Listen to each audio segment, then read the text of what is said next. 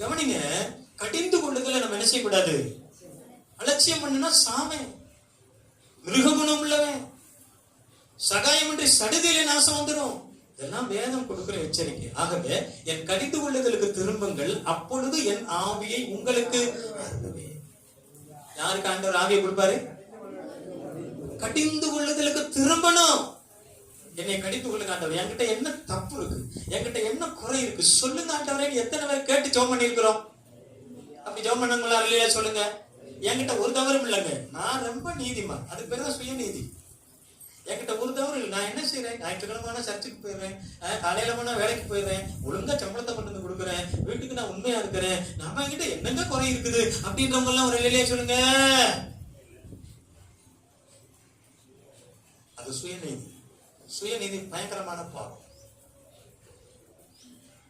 இயேசு சொன்னாரு, உங்களுக்காக நான் என்னைத்தானே இன்னும் பரிசுத்தமாக்குகிறேன். இயேசு என்னையா பரிசுத்தமுள்ள தெய்வம்.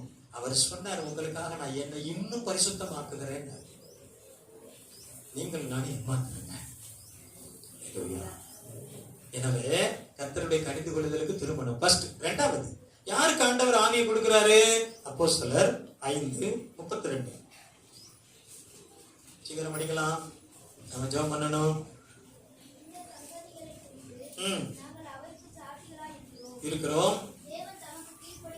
தேவன் தமக்கு கீழ்ப்படுகிறவர்களுக்கு தந்தருளின பரிசுத்த ஆவியும் சாட்சி. ஆண்டவர் நமக்கு தமக்கு தந்தருளின, அதாவது தமக்கு கீழ்ப்படுகிறவர்களுக்கு, யாரு ஆண்டவருக்கு கீழ்ப்படுகிறாங்களோ அவங்களுக்கு பரிசுத்த ஆவியை தருவாரு. இல்லையா சொல்லுங்க. முதல்ல யாருக்கு தருவாரு? கடிந்து கொள்ளுதலுக்கு திரும்பணும், கடிந்து கொள்ளுதலை ஏற்றுக்கொள்ளணும், கடிந்து கொள்ளுதலை கவனிச்சு நடக்கணும், கடிந்து கொள்ளுதல ஏற்றுக்கொள்ளணும், அங்கீகரிக்கணும், அதன்படி நம்மை மாற்ற விரும்பணும். அப்படி செய்யும் பொழுது ஆண்டவர் நமக்கு ஆவியை தருகிறார். இரண்டாவது, தான் ஆண்டவருக்கு நாம கீழ்ப்படியும் பொழுது ஆண்டவர் தன்னுடைய ஆவியை நமக்கு தருகிறார். இதுல 5ஆம் அதிகாரத்துல 29ஆம் வசனம் சொல்லுது பாருங்க, அருமையான ஒரு வார்த்தை அப்போஸ்தலர் சொல்றாங்க.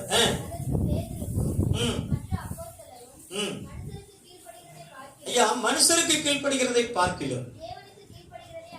ஒரு இல்லையா சொல்லுங்க. அநேகர் மனுஷருக்கு கீழ்ப்படிவாங்க, ஆனா தேவனுக்கு கீழ்ப்படியவே மாட்டாங்க. முதலாளிக்கு கீழ்ப்படிவாங்க, தேவனுக்கு கீழ்ப்படிய மாட்டாங்க.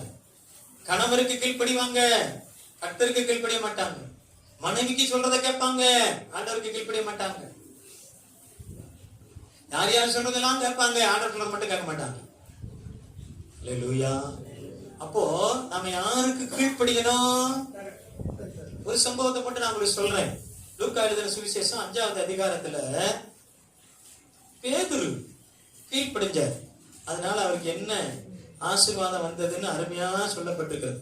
இந்த பேதுரு மீனவ குடும்பத்துல பிறந்தவன். சிறு வயதுல இருந்தே மீன் பிடிக்கிறது தெரியும், கடலை குறித்து நல்லா தெரியும். அவங்க அப்பா அதை குறிச்சு அது ஒரு மீனவ சமுதாயம், அது பிறப்பிலிருந்து அது குல தொழில் அவங்களுக்கு. அப்படிப்பட்ட சூழ்நிலையில இவன் ஒரு நாள் மீன் பிடிக்க போறான், இரவு முழுதும் பிரயாசப்படுறான், திருப்பி வர்றான், ஒண்ணுமே இல்லை. என்ன செய்யல? ஒரு மீன் கூட அகப்படலைங்க. ஒத்த மீனா அகப்படட்டுமே. இரவு முழுதும் வலைய வீசி வீசி வீசி பார்த்து ஒரு மீன் கூட அகப்படல. இப்போ ஆண்டவர் அவன் படகுல உட்கார்ந்து பிரசங்கம் பண்றார்.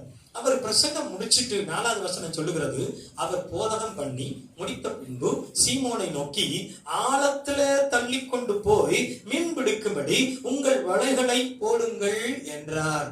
விடிய விடிய கரையில உட்காந்து வலைய போட்டிருப்பான் சொல்லுங்க. மீன் பிடிக்கிறவன் விடிய விடிய விடிய கரையில உட்காந்து மீன் வலைய போடுவான், ஆழத்துல தாங்க போடுவான். அப்புறம் என்ன ஆழத்துல போடுங்கன்னு ஆண்டவர் சொல்றாரு.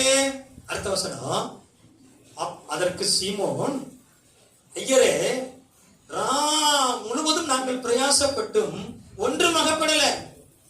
நீங்க சொன்ன ஆழத்துலதான் நாங்களும் போட்டோம், அங்கிட்டு போட்டேன் இங்கிட்டு போட்டேன், கடல்ல இருந்து 10 மைல் தூரம் போய் போட்டேன், 15 மைல் தூரம் போய் போட்டேன், ஒண்ணுமே அகப்படல.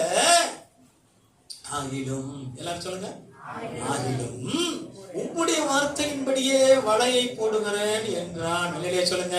இதான் என் கீழ்ப்படிதல், இதான் கீழ்ப்படிதல். எனக்கு எல்லாம் தெரியும் அப்படின்ட்டு என்ன செய்யல அவன்.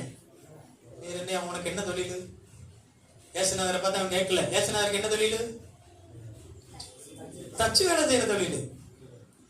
தச்சு வேலையை பத்தி சொல்லு, நான் கேட்டுக்கிறேன். மீன் பிடிக்கிற பத்தி உனக்கு என்ன தெரியும்? நான் சின்ன வயசுல இருந்து எங்க அப்பா எங்க தாத்தா பாட்டன் கூட்டம் காலத்துல இருந்து இந்த கடல்ல மீன் பிடிச்சிட்டு இருக்கிறேன். அதை பத்தி உனக்கு என்ன தெரியும் அப்படின்னு சொல்றேன். தேவ பிள்ளைகளை நல்லா புரிஞ்சுக்கோங்க. கர்த்தருடைய வார்த்தைக்கு கீழ்ப்படுகிறவர்களுக்கு என்ன ஆசீர்வாதம் வந்தது?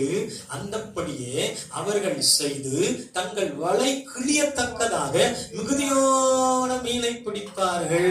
இல்லையா சொல்லுங்க? கீழ்ப்படுகிறவங்களுக்கு தான் அந்த ஆசீர்வாதம். மண்ட அறிவை யூஸ் பண்ணி எனக்கு அது தெரியும், இது தெரியும், அப்படி சொல்றாரு, இப்படி சொல்றாரு, அது சரியில்லை, இது சரியில்லைன்னா சரியில்லாமத்தே போயிட்டே இருப்போம். நம்ம வார்த்தை பேச்சு சரியில்லைன்னு வந்தா நம்ம வாழ்க்கையும் சரியில்லாம தான் இருக்கும்.